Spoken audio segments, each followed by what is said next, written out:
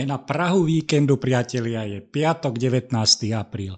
Väčšina európskych líg už finišuje, avšak iné začínajú. Ani v lete sa však nebudeme nudiť a toto je výhoda tipovania futbalu. Aj najnovšiu analýzu zápasu vám prináša tipérsky Goalcast, magazín o zodpovednom tipovaní a kurzových stávkach. Dnes z krajiny, ktorej patrónom je svätý Patrik. Piatková predohrávka 11. kola írskej druhej ligy, v ktorej si zmerajú sily štvrtý tím tabuľky Wexford a tretí UC Dublin. Formu majú primeranú postaveniu v tabuľke a čo sa týka motivácie, hostia sa snažia po 3 kolách bez víťazstva znovu zabrať naplno. Wexford naopak nechce sklamať fanúšikov na vlastnom trávniku a chcú si zlepšiť pomerne skromnú domácu bilanciu.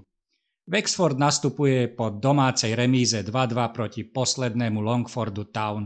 Rezultát aj priebeh zápasu bol pre Wexford sklamaním. Prísť o vedenie 2-0 s outsiderom ligy nie je dobrá vizitka. Longford strelil 2 góly v poslednej 10-minútovke. Wexford je gólovo plodný tím, skoroval v každom z posledných 6 zápasov. Dokopy nastrieľal 15 gólov, avšak obrana taká dôsledná nie je. Inkasovali až 11 gólov.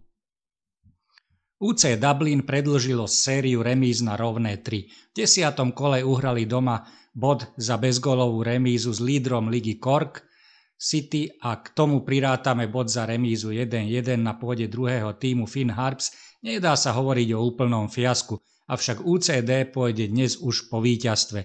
UCD má na rozdiel od Wexfordu slušne fungujúcu defenzívu, inkasovali len 4 góly v posledných 6 zápasoch. Z posledných 6 vzájomných zápasov od februára 2020 vyhral Wexford 2 zápasy, UCD 3 zápasy a 1 zápas skončil nerozhodným výsledkom. Dokopy napadalo 25 gólov, čo je solidný priemer 4,17 gólov na stretnutie.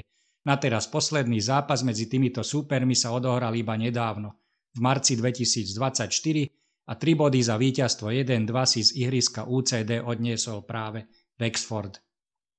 UCD chce po 3 remízach znovu vyhrať, navyše ich bude poháňať túžba po revanši za prehratý vzájomný zápas.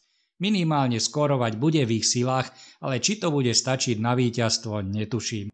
Wexford nastrieľal najviac gólov v lige, avšak aj inkasoval v každom zápase sezóny. Skúsim natipovať viac ako 2,5 gólu v kurze okolo 2,05. Tipovať kurz menší ako 1,95 je však už nerentabilné. Priatelia, na dnes sa lúčim, užite piatkového dňa, vyhrajte veľa, ja sa pokúsim ešte cez víkend niečo pridať, snad sa mi to podarí. Čo nenájdete na YouTube, bude na mojom webe. Čaute.